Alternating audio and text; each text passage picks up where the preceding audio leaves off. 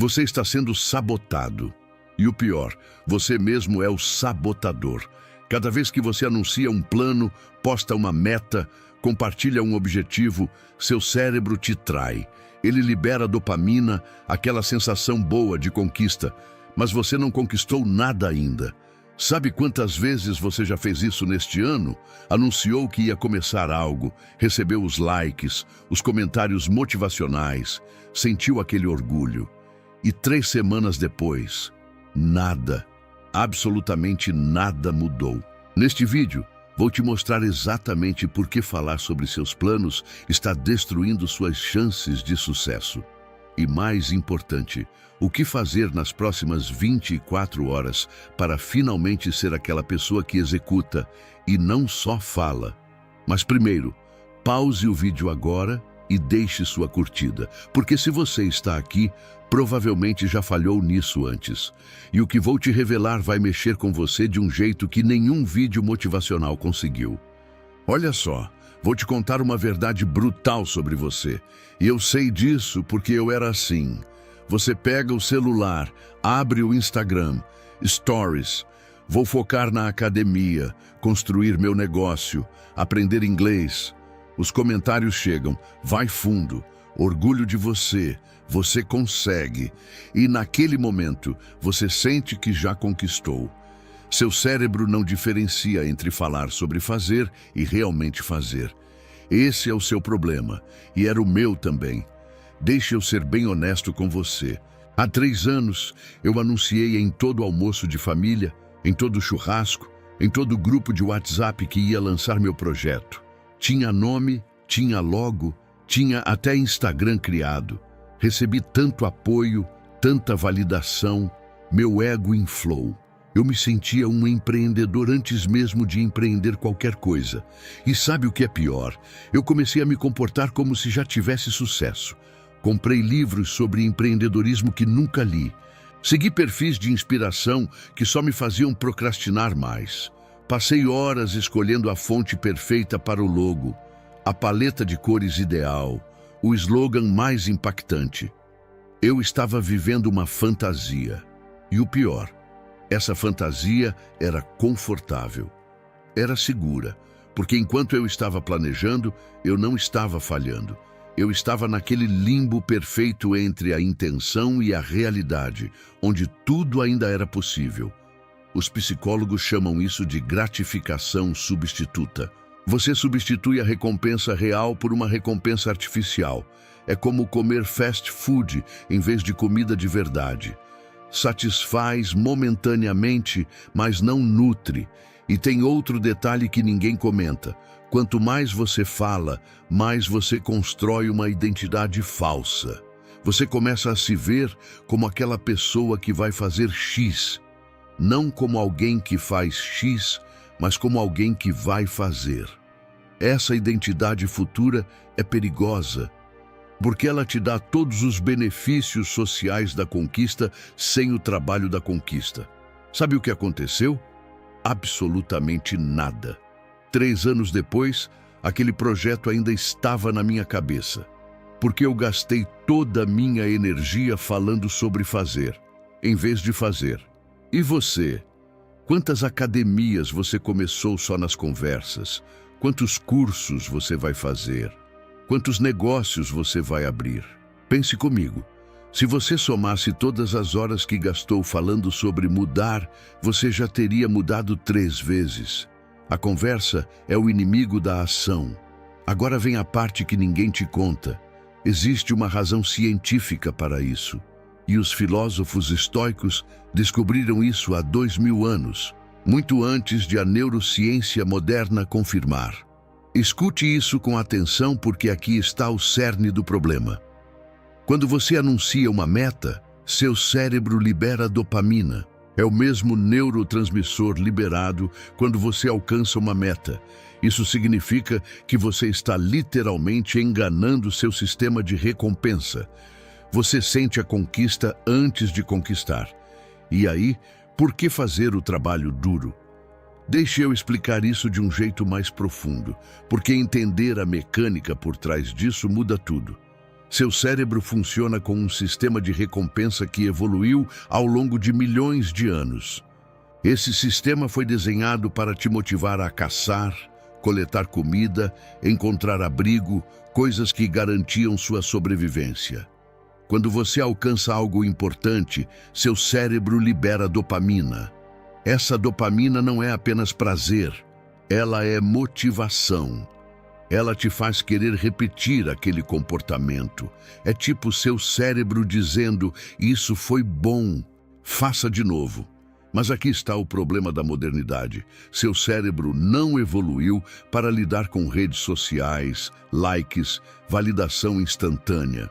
Então, quando você posta sobre uma meta e recebe validação social, como comentários, curtidas, palavras de encorajamento, seu sistema de recompensa arcaico interpreta isso como sucesso real. O Dr. Peter Gollwitzer, da Universidade de Nova York, estudou isso por décadas. Ele descobriu que quando você verbaliza uma identidade, eu sou alguém que faz X, você satisfaz prematuramente seu senso de identidade. Você já se sente como aquela pessoa, então, paradoxalmente, tem menos motivação para se tornar ela. É contraintuitivo, mas é real. A pressão social deveria te motivar, certo? Errado. Ela te paralisa. Os pesquisadores da Universidade de Nova York fizeram um estudo com 163 pessoas. Dividiram em 2 grupos. Grupo 1 anunciou suas metas publicamente. Grupo 2 manteve suas metas em silêncio. Adivinhe qual grupo teve mais sucesso? O grupo que ficou em silêncio teve 33% mais chances de alcançar seus objetivos. 33% não é pouco. É a diferença entre finalmente fazer acontecer ou continuar sendo aquela pessoa que só fala, mas tem mais. E aqui fica ainda pior. Cada pessoa a quem você conta sobre seu plano vira um juiz na sua cabeça. Você cria uma plateia invisível. E agora, toda vez que você vai executar, tem ansiedade de performance. E se eu falhar e todo mundo souber? E se não der certo depois que eu prometi? E se eu não for tão bom quanto disse que seria? Essa pressão paralisa. Ela transforma a ação em procrastinação. Você criou uma prisão de expectativas. Os estoicos entendiam isso profundamente. Eles não falavam sobre o que iam fazer, eles simplesmente faziam. Marco Aurélio era o imperador mais poderoso do mundo. Ele escrevia em um diário pessoal, todos os dias, reflexões profundas, lutas internas, princípios de vida. Sabe quando ele publicou isso? Nunca. Só foi descoberto depois da morte dele, porque ele não estava escrevendo para validação externa, estava escrevendo para transformação interna. Epicteto, outro filósofo estoico, dizia algo que traduzido livremente significa: primeiro torne-se o que você aspira a ser. Depois, se for necessário, fale sobre isso. Viu a ordem? Primeiro você faz. Depois, se fizer sentido, você compartilha. A maioria faz o oposto. Fala primeiro e nunca faz. Agora, se até aqui isso está fazendo sentido para você, se você está percebendo que tem feito isso, deixe sua curtida, porque eu preciso saber que estou no caminho certo. E você já está tendo insights que valem mais que qualquer curso motivacional. Agora vem a melhor parte. O que fazer com isso? Existe um conceito que eu chamo de silêncio estratégico e vai mudar completamente sua relação com metas e execução. Não é sobre nunca compartilhar nada, é sobre quando e como você compartilha. Deixa eu te dar a regra de ouro. Compartilhe evidências, não intenções. O que isso significa? Em vez de postar, vou começar a acordar às 5 horas da manhã, que é uma intenção. Você posta uma foto sua às 5h15, depois de 30 dias fazendo isso, que é uma evidência. Em vez de, vou construir meu negócio este ano, que é uma intenção, você posta, fechei meu primeiro cliente, que é uma evidência. Viu a diferença? Um é promessa vazia que alimenta o ego. O outro é resultado tangível que inspira credibilidade. Vou te contar sobre alguém que fez isso perfeitamente. Tem um cara que eu conheço, desenvolvedor de software. Durante 2 anos, ele trabalhou em um projeto paralelo. Todo dia, depois do trabalho, 2 horas dedicadas. Sabe quantas pessoas sabiam? 3, a esposa e 2 amigos próximos. Enquanto isso, ele via os colegas postando todo dia. Trabalhando no meu app, meu startup está quase pronto. Logo, logo, grandes novidades. Esses colegas, nenhum lançou nada. Ele lançou o aplicativo. Conseguiu 10 mil usuários no primeiro mês. Vendeu a empresa 1 ano depois por 6 dígitos. Quando eu perguntei por que ele não compartilhava nada durante o processo, ele disse algo que nunca vou esquecer. Eu não queria fãs do processo, eu queria clientes do produto. Trabalhe em silêncio. Deixe o sucesso fazer barulho. Isso é silêncio estratégico. Agora, eu sei o que você está pensando, mas e a prestação de contas? E a motivação externa? E o apoio? Olha, prestação de contas é importante, mas pode ser privada. E mais que isso, tem que ser inteligente. Deixe eu te explicar a diferença entre accountability que funciona e accountability que sabota. A accountability tóxica envolve anunciar publicamente para não ter como voltar atrás, buscar elogios e validação antes de ter resultados, compartilhar cada pequeno passo para receber atenção e criar expectativas que geram pressão paralisante. Accountability inteligente envolve escolher de 1 a 3 pessoas de confiança genuína, estabelecer check-ins privados com frequência definida, focar em métricas objetivas, não em sentimentos, e aceitar críticas construtivas, não só aplausos. Vou te dar um exemplo prático de como estruturar isso. Digamos que você quer escrever um livro. Em vez de postar, vou escrever um livro para seus 500 seguidores, você faz isso. Passo 1. Escolhe uma pessoa que você respeita e que tem credibilidade na área. Ou alguém que simplesmente não vai te passar a mão na cabeça. Passo 2. Você diz, estou escrevendo um livro. Vou te mandar meu progresso toda segunda-feira. Minha meta é escrever 1000 palavras por semana. Se eu não cumprir, pode me cobrar. Passo 3. Toda semana você envia número de palavras escritas, principais desafios, próximos passos. Passo 4. Essa pessoa te dá feedback honesto. Não, você consegue, estou orgulhoso. Mas sim, você escreveu 300 palavras. Sua meta era 1000. O que aconteceu? Viu a diferença? É accountability real, não teatro motivacional. E tem outro ponto crucial. Quando você trabalha em silêncio, você se liberta da necessidade de ser consistentemente inspirador. Porque a verdade é que o processo é bagunçado. Você vai ter dias ruins, vai reescrever tudo, vai duvidar de si mesmo, vai querer desistir. Se você está documentando isso publicamente, você sente pressão de manter uma narrativa otimista. Você performa progresso em vez de fazer progresso. Mas em silêncio, você pode ser honesto. Pode ter um dia horrível.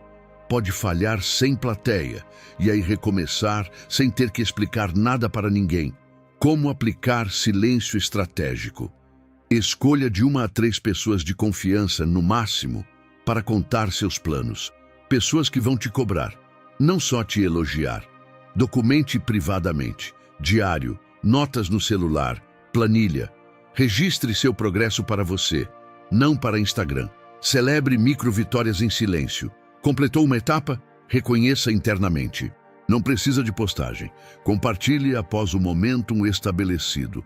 Quando você já tiver 30, 60, 90 dias de execução consistente, aí sim, se quiser, compartilhe. Isso que eu acabei de te dar vale mais que 90% dos cursos de produtividade por aí. E você? Qual meta você fica anunciando, mas nunca executa?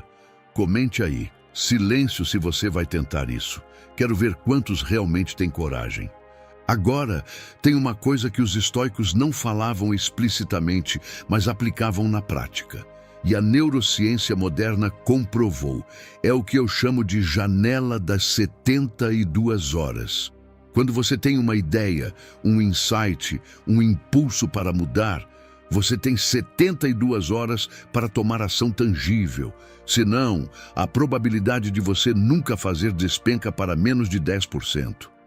Pense comigo. Quantas vezes você teve aquele estalo? É isso. Vou começar X. E aí o que você fez? Abriu o celular, postou sobre, contou para os amigos, pesquisou sobre, planejou cada detalhe, mas não agiu. E depois de 72 horas, aquela energia inicial já evaporou, aquela motivação já foi embora, e você volta para o piloto automático da vida.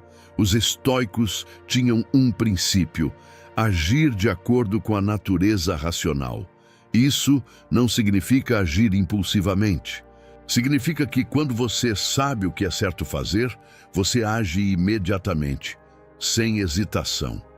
Marco Aurélio escreveu: você tem poder sobre sua mente, não sobre eventos externos. Realize isso e você encontrará força. Traduzindo, você não controla se vai dar certo, mas você controla 100% se vai começar. E começar não é planejar. Começar não é pesquisar. Começar é dar o primeiro passo tangível. Deixa eu te dar exemplos práticos do que é ação tangível nas primeiras 72 horas.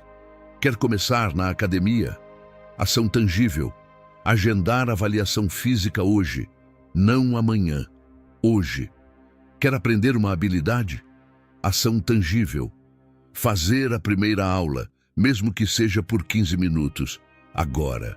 Quer começar um projeto? Ação tangível. Criar o arquivo, a pasta, o documento, escrever a primeira linha. Hoje.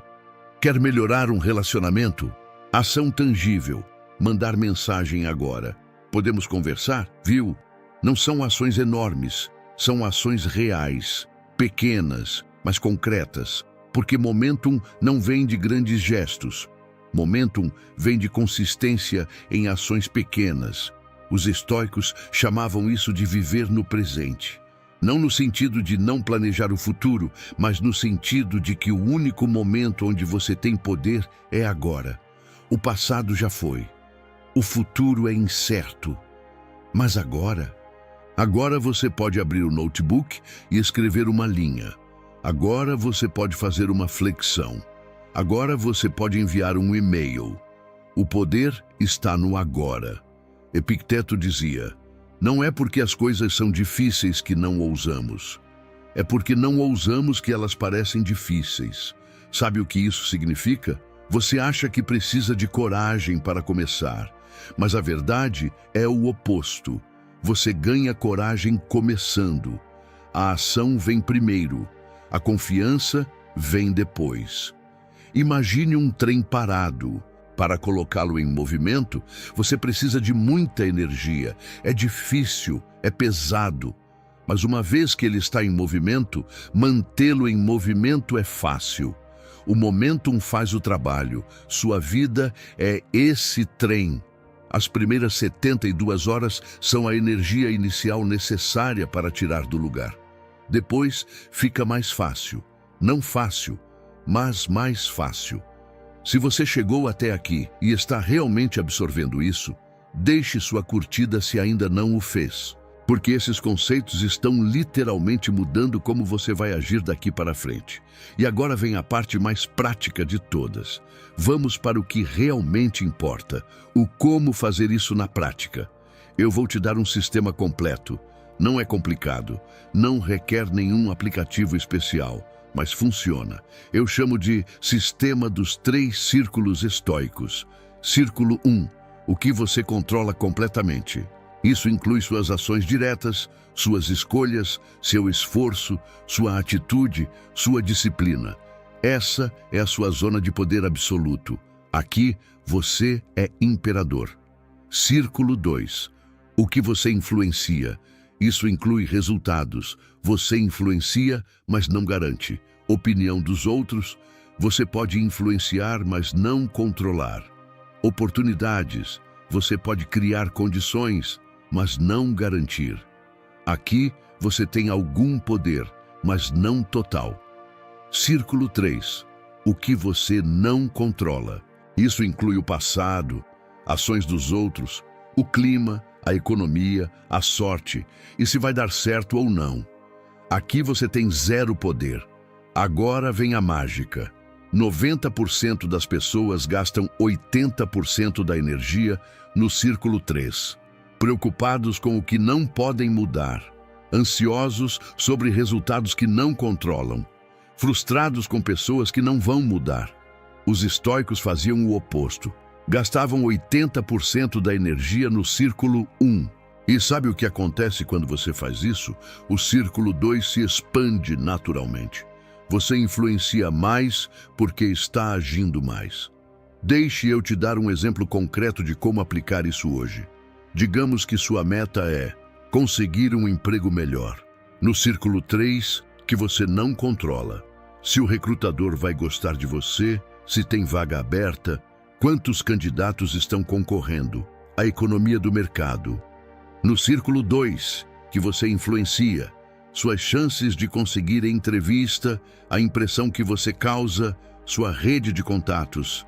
No círculo 1, que você controla completamente, atualizar seu currículo hoje, enviar 5 candidaturas esta semana, praticar respostas de entrevista 30 minutos todo dia, entrar em contato com 2 pessoas da sua rede por dia.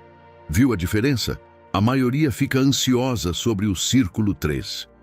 E se eles não me chamarem? E se não tiver vaga? O estoico foca no círculo 1. Eu posso atualizar meu currículo, eu posso me candidatar, eu posso praticar.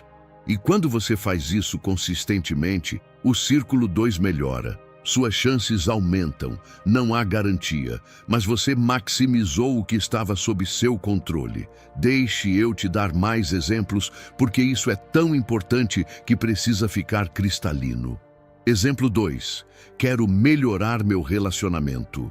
No círculo 3, que você não controla, se a outra pessoa vai mudar, o passado, as brigas que já aconteceram, como a pessoa vai reagir, se o relacionamento vai durar. No círculo 2, que você influencia, a qualidade das conversas, o clima emocional entre vocês, a disposição da pessoa em te ouvir.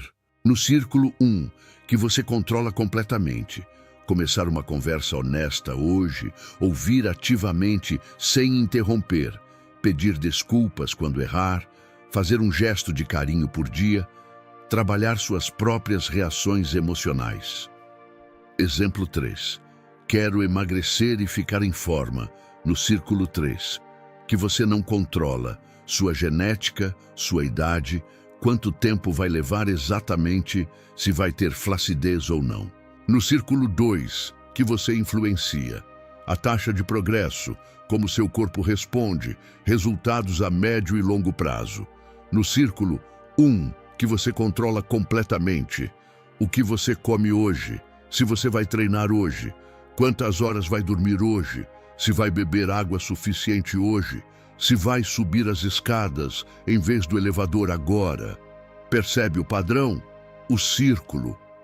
1 está sempre no hoje, no agora, no que você faz. O círculo 3 está sempre no futuro incerto. Nos outros, no que você espera que aconteça. A maioria vive no círculo 3, preocupada, ansiosa, esperando. O 1% vive no círculo 1, focado, executando, construindo. Agora, o desafio prático que eu quero que você faça. Exercício das próximas 24 horas. Pegue papel e caneta. Sério, pause o vídeo e faça isso. Escreva uma meta ou objetivo seu. Divida em 3 círculos. O que você controla, o que você influencia, o que você não controla. Identifique uma ação do círculo 1 que você pode fazer hoje. Faça essa ação nas próximas 24 horas. Volte aqui e comente. Dia 1, checado. Parece simples? É, mas 99% não vão fazer. Você vai ser do 1% que faz? Ou do 99% que só assiste? Seja do 1%.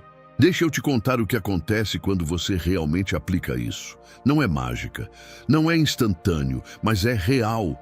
Quando eu comecei a aplicar silêncio estratégico há 2 anos, foi estranho. Eu estava acostumado a compartilhar tudo, cada plano, cada ideia, cada vou fazer isso, e de repente, silêncio. As primeiras semanas foram desconfortáveis. Eu tinha vontade de postar, de contar, de buscar validação, mas eu resisti. E algo começou a mudar. Sem plateia me julgando, eu experimentava mais. Sem medo de falhar publicamente, eu arriscava mais. Sem dopamina falsa de anúncios, eu precisava da dopamina real de fazer. Em 3 meses, eu tinha progredido mais do que nos 2 anos anteriores. Não porque eu era mais disciplinado, não porque eu tinha mais tempo, mas porque eu parei de desperdiçar energia em validação externa e canalizei tudo para a execução. Energia canalizada é igual a resultados multiplicados. E quando as pessoas finalmente viram os resultados, elas ficaram chocadas. Como você fez isso tão rápido? Eu não fiz rápido, eu fiz em silêncio. Essa é a transformação que eu quero para você. Imagine daqui a 6 meses. Você não postou sobre academia, mas você está em forma. Você não anunciou seu projeto, mas você lançou. Você não falou sobre mudança, mas você mudou. E as pessoas perguntam, quando você fez isso? E você responde com um sorriso. Enquanto outros estavam falando, essa é a liberdade que o estoicismo oferece. Liberdade da opinião alheia. Liberdade da validação externa. Liberdade da necessidade de provar algo. Você simplesmente age e vive com as consequências, boas ou ruins. Marco Aurélio escreveu, nossa vida é o que nossos pensamentos fazem dela. Mas eu adicionaria, nossa vida é o que nossas ações fazem dela. Pensamentos são importantes, mas ação é tudo. Então agora, neste momento, você tem uma escolha. Você pode fechar este vídeo e continuar sendo a pessoa que anuncia e não faz.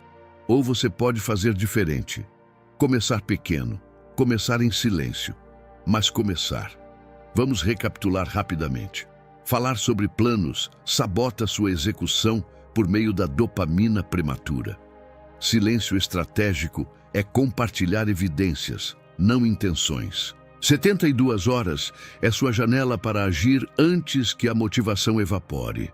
Foque no círculo 1, o que você controla completamente. Ação pequena hoje vale mais que plano perfeito amanhã.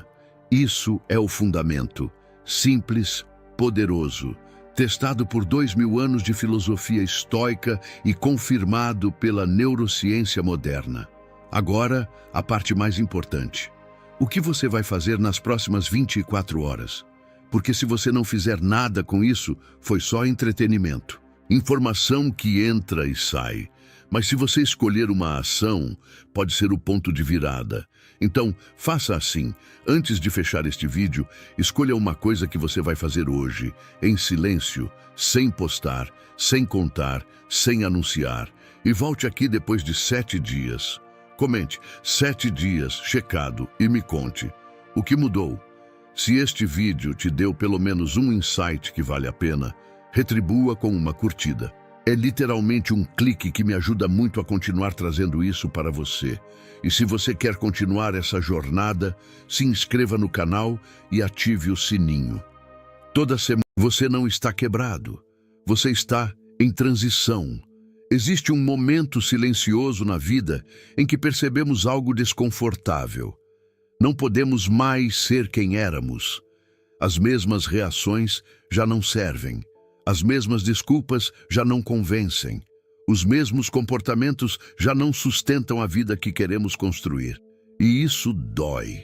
Mas os estoicos sempre souberam. A dor não é o inimigo. A resistência à mudança é.